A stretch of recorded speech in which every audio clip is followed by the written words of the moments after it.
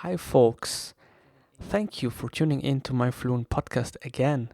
I'm not a super ninja polyglot who speaks several languages fluently. I'm not gonna offer you a masterclass for $97, which is meant to push your language skills magically to the next level, effortless, at ease, almost by doing nothing. No, I'm not gonna offer you that, sorry. I'm just a language learner who struggles to become more fluent in various languages such as English. I am Daniel D. Goodson, your host, coming to you almost live from off the beaten path. With this podcast, I want to share all my learning experiences with you, and I want to better my English. Do you know the feeling when you intend to do something, in my case to practice my speaking skills, and then all of a sudden you realize time flies by way too fast? And that's exactly what happened to me since my last episode. Once again, I fell back to my old pattern, meaning I listened to my different podcasts instead of producing something new by myself or speaking the target language. And of course, being active is the real difficult part, and that's why I spend the most of my time completely passive. I'm not proud of that. Then I had an idea for this episode. I made a quick draft, but something was wrong. There was this sort of insecurity if I really should publish this episode. I first wanted to skip the complete episode and dump my draft. Even so, I finally decided I'm gonna tell you what I experienced. Well, I had a quick look at my neighbors recently. You know, my neighborhood on Stitcher, cause I moved in a few weeks ago. When you go to the Stitcher app, click for the shows on the education section. There, head over to the subcategory language. Yes, exactly, there I am. And currently I have 39 neighbors.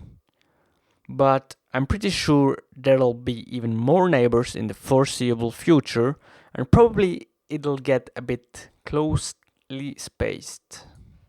And as I'm new, I don't know yet if they are all sociable neighbors.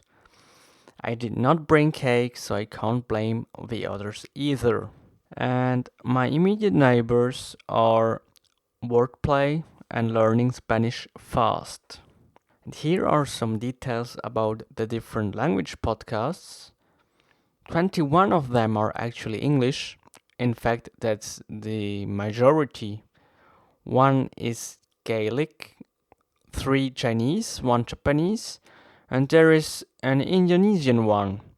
And quick trivia here, learning Indonesian hasn't shown a sign of life since 2008. And then there is one more in Arabian, and finally I've got 5 Spanish and 5 French podcasts. Well, I even discovered a whiskey connoisseur. There is a podcast called Writing with Whiskey. And by the way, I tell you what bothers me at the moment. While I'm not happy with my facade, it's in fact an illegible scroll. I used to post it and jotted down very quickly the name of my Fluent podcast, and that's it. That's my artwork for my podcast. And especially when I compare my facade, when I compare my artwork with my neighbors' facades, then it's kind of funny. But you know what? Inner values should matter more. Hell yeah. I also noticed the hoster, Coach Jane, has actually 2 apartments. He has the podcast called Daily Easy English Expression and Let's Master English.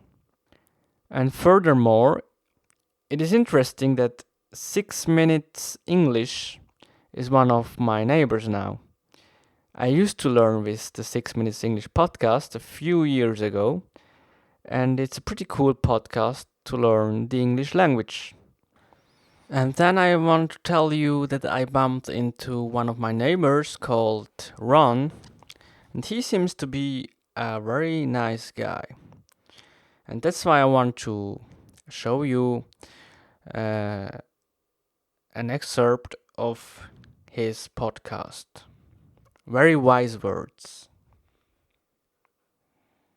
So remember, like when you're studying English and you're practicing it, don't be shy to ask people for new vocabulary words or new words. Point at them and say, "What's this? What's that?" And they'll be more than happy to tell you. And then practice it in a sentence. Never let anyone be like, "Your English sucks. It's terrible." Don't. If anyone ever tells you that, that person's a horrible person, and they're just jealous because they probably only know one language, and they don't appreciate the fact that you're learning more than one language, Because if you're an English language learner, you're extremely, extremely smart because you're already learning another language because you already have your home, your native tongue language, and you want to learn this language, right? And a lot of people who make fun of other people who speak many languages, they only know one language and they're scared to try to talk or to try to learn a different language because they think that they'll be a fool and people make fun of them. And that's why they make fun of other people who learn languages to make themselves feel better because they only know one language and they're scared to be made fun of if they learn another language. So never ever let anyone influence you or your language learning.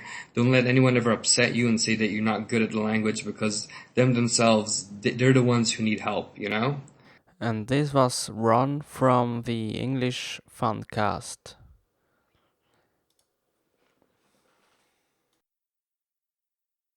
I'm not happy about my speaking practice this week, but anyway, keep going, keep learning, and I'm your host, Daniel Goodson.